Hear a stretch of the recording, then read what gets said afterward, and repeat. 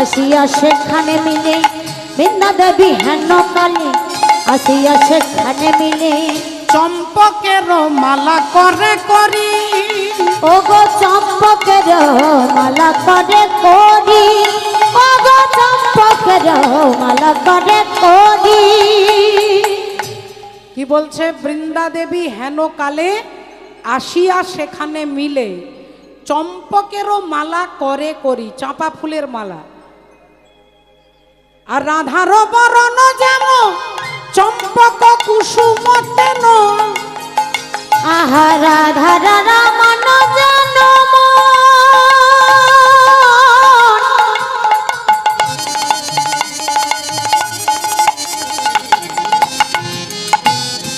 হে রাধার বরণ যেন চম্পক কুসুম তেন হেরিয়া কুল ব্রহ্ম ভরে হেরিয়া কুল শ্রম ভোরে হেরিয়া কোল বন ভোরে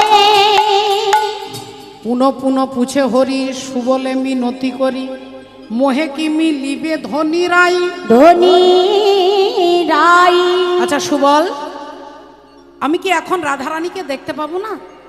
বল না, বল না, আমি কি রাধারানীকে দেখতে পাবো না? একটা বার বল না, রাধা এরাই বদন দেখতে পাবো না?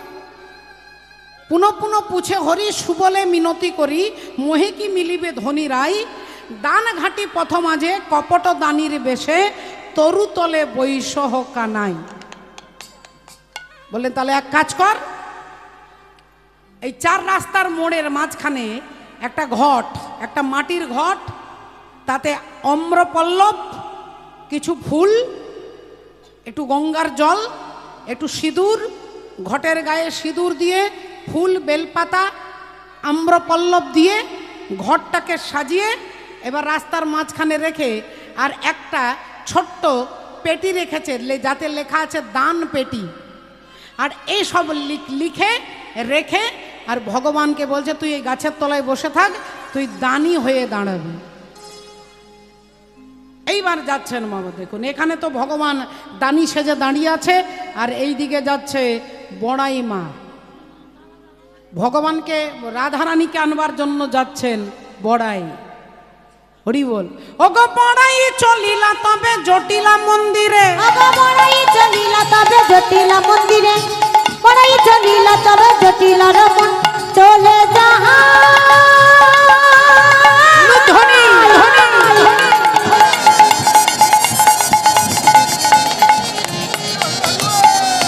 বড়াই বুড়ি চলে যাই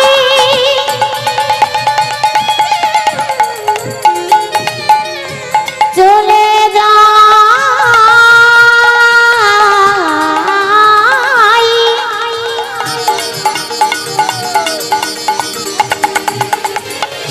চলে যাই বড়াই চলিয়া চলে জটিলা মন্দিরে, বড়াই ছুটিয়া চলে জটিলা মন্দিরে। আর হাতে নড়ি লয়ে বড়ি চলে ধীরে ধীরে, হাতে লড়ি লয়ে বুড়ি চলে ধীরে ধীরে, হাতে লড়ি লয়ে বুড়ি চলে ধীরে ধীরে। গুড়ি গুড়ি চলে যাই, গুড়ি গুড়ি চলে যায়, গুড়ি গুড়ি চলে যাই। গুড়ি গুড়ি গুড়ি চলে ওই যায় যে বৃন্দাবনের রঙিয়া বড়াই, চলে যায় বৃন্দাবনে রঙিয়া বড়াই গুড়ি গুড়ি চলে যায়, বৃন্দাবনের রঙিয়া বড়াই গুড়ি গুড়ি চলে যায় বৃন্দাবনে রঙিয়া গুড়ি গুড়ি চলে যায় বৃন্দাবনে রঙিয়া। হরি হরি হরি বলে বৃন্দাবনে রঙিয়া বুড়াই, হরি হরি বৃন্দাবনে রঙিয়া বুড়াই, হরি হরি আদি গুড়ি গুড়ি চলে যায়, গুড়ি গুড়ি গুড়ি গুড়ি চলে যায়। দেখুন ভক্তিমতী মায়েরা, শ্রদ্ধেয় বাবা ঠাকুর, আপনারা যারা ভগবানের লীলা গুণানুকীর্তন হরি বল, শুধু 24 ঘন্টা নয়, গত পরশু থেকে শুরু হয়েছে। আপনারা অনেকে আছেন যারা কন্টিনিউ এখানে 4 দিন, অনেকে 5 দিন, অনেকে 10 দিন সারা জীবন ব্রত করেছেন ভগবানের কথা শুনবেন। আচ্ছা, ভগবানের কথা শোনাটা সার্থক তখনই হবে ভগবানের কথা শুনে যদি আপনাদের মনের মধ্যে সাধু সঙ্গ করার বাসনা জাগে। যদি বাসনা জাগে কোনো ভাগ্যে কোনো জীবের শ্রদ্ধা যদি হয় তবে তো সেই জীব সাধু সঙ্গ করয়। সাধুর হাতের সঙ্গে যদি আপনি হাতটা রাখতে পারেন, সাধু যা বলবে তাই যদি করতে পারেন, সাধুর যে পথে চলবে সেই পথে যদি অবলম্বন করতে পারেন, বলে ভগবানকে আপনি পাবেন পাবেন পাবেন, আপনি পাবেন। রাধে রাধে, এতে কোনো সন্দেহ নেই, কোনো সংশয় নেই। একদিন মা যশোদা দেখছেন গোপাল খুব দুষ্টুমি করছে, খুব বদমাইশি করছে, দুষ্টুমি করছে। মা যশোদা লাঠি নিয়ে ভগবানকে একটু শাসন করবে বলে একটু ভয় দেখানোর জন্য ভগবানের পেছন পেছনে ছুটছে, যে দু একটা ঘা মারবো, ছেলে দুষ্টুমি করছে, তো ছেলেকে শাসন করার অধিকার মায়ের আছে। তাই মা লাঠি নিয়ে ছুটছে আর ভগবান আগে আগে ছুটছে। মা পেছনে পেছনে যাচ্ছে, ভগবান আগে আগে যাচ্ছে। যেখানে ভগবান যেখানে যাচ্ছে মা যশোদা গিয়ে সেখানে হাজির হয়ে যাচ্ছে। আর ভয়ে ভগবান ছুটতে ছুটতে ছুটতে একটা কুমোর পাড়ায় এসে উপস্থিত হয়েছে, যেখানে হাঁড়ি কলসি, মাটির হাঁড়ি কলসি তৈরি হয়, সেই কুমোর পাড়াতে চলে এসেছে ভগবান মায়ের ভয়ে। এসে দেখছে এক কুমোর বিরাট বড় মাটির কলসি তৈরি করেছে, দু চারটে রোদে শুকোচ্ছে, দু চারটে নতুন করে তৈরি করছে। ভগবান এসে কুমোরকে বলছে, ভাই তুমি আমাকে একটু লুকোতে সাহায্য করবে, আমার মা আমাকে মারতে আসছে, একটু আমাকে লুকোতে সাহায্য করো না, এক্ষুনি মা ধরে ফেলবে, তুমি কিন্তু খবরদার আমার মাকে কিন্তু বলবে না।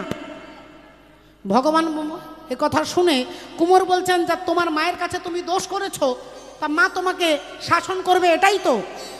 ভগবান বললেন, দেখো আমি ভালো কথা বলছি, তুমি আমাকে লুকিয়ে যদি সাহায্য করো তাহলে আমিও তোমাকে সাহায্য করব।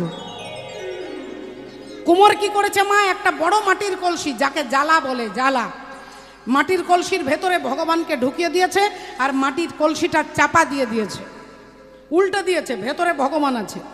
আর ওই কলসির ওপরে কুমোর বসে আছে। মা যশোদা কিছুক্ষণ পরে সেই পাড়াতে ঢুকেছে, গোপালকে খুঁজছে, দেখছে কোথাও নেই। মা খুঁজতে খুঁজতে আর একটু দূরে চলে গেছে। আর যেই মা চলে গেছে, ভগবান অমনি কুমোরকে বলছে, তাহলে ভাই এবার তুমি আমাকে বার করো। কুমোর বললেন, বার করবো মানে? না, আমাকে বার করো। কুমোর বলছে, যদি বার না করি, বলে দেখো আমি ভগবান, আমি স্বয়ং নারায়ণ, তোমার 12টা বাজিয়ে ছেড়ে দেবো কিন্তু। কুমোর বললেন, আমার 12টা পরে বাজাবে, আগে তোমার নিজের ঘড়িটা দেখো। আমি যদি তোমাকে বার না করি, বললেন আমি কিন্তু ভগবান, আমি রেগে যাচ্ছি, আমি স্বয়ং নারায়ণ। কুমোর বললেন, তুমি যদি স্বয়ং ভগবান, তাহলে তুমি নিজে নিজে বেরিয়ে এসো। বললেন, আমি তুলতে পারছি না কলসিটা। বললেন, বা বা বা, মাত্র 7 বছর বয়সে এত বড় পাহাড়টাকে ধরেছো, গিরি গোবর্ধন ধারণ করেছো, এত বড় পাহাড়টাকে ধরেছো, আর সামান্য মাটির কলসি থেকে বেরিয়ে আসতে পারছো না। ভগবান দেখলেন, তাহলে গলাটা উঁচু করলে হবে না, এবার গলাটা একটু নিচু করতে হবে। ভগবান বললেন, দেখো কুমোর, আমি না স্বয়ং ভগবান, আমি তোমাকে উদ্ধার করে দেব, তোমাকে উদ্ধার করে দেব, তুমি আমাকে বার করে দাও। কুমোর বললেন, ঠিক আছে তুমি আমাকে উদ্ধার করবে, তা আমি যে 22 বছর আগে বিয়ে করেছি, আমার বউয়ের গতি কি হবে? হরি বল। বউ বলবে, তুমি একা উদ্ধার হয়ে গেলে, আমার জন্য কিছু চাইলে না, অথচ বিয়ের সময় বলেছো যদিদং হৃদয়ং তব তদিদং হৃদয়ং মম। তাহলে আমার স্ত্রীর কি হবে? ভগবান বললেন, ঠিক আছে তোমার বউকে উদ্ধার করে দেব।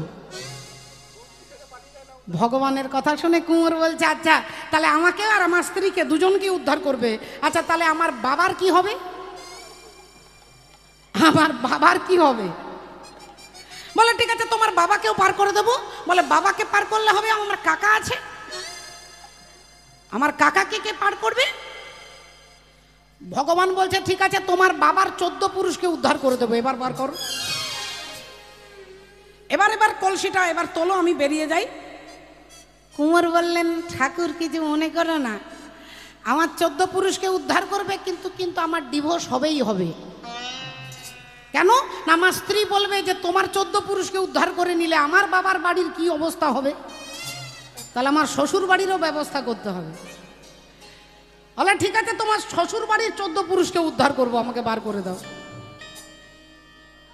যেই বলেছে, কুমোর কলসির ওপর থেকে নিচে নেমেছে, কলসিটা একটু ফাঁক করেছে, ভগবানকে বার করবে। এমতো সময় মা যশোদা আসছে হাতে লাঠি নিয়ে, খুঁজে পায়নি কোথায় গেল। আর ঠিক অমনি কুমোর ডাকছে, ইশারা করে ডাকছে,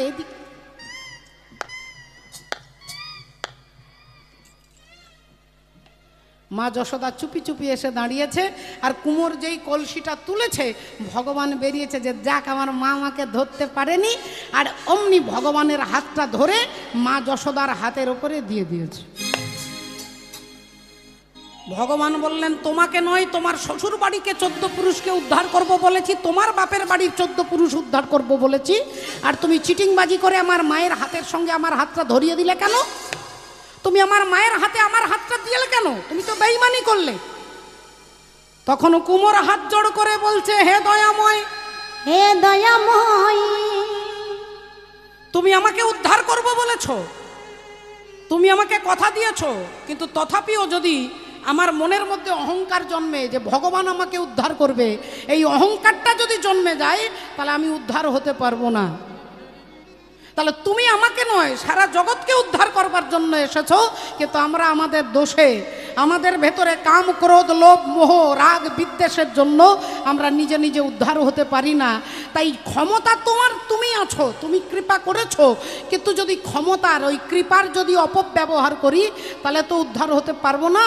তাই আমি যেমন তোমার মায়ের হাতে, যেমন ভক্তের হাতে তোমাকে ধরিয়ে দিলাম, আমি যেদিন উদ্ধার হতে পারবো না তুমি ঠিক আমারই মতো করে আমাকে ভক্তের হাত ধরাইয়া দিও, আমাকে ভক্তের হাতে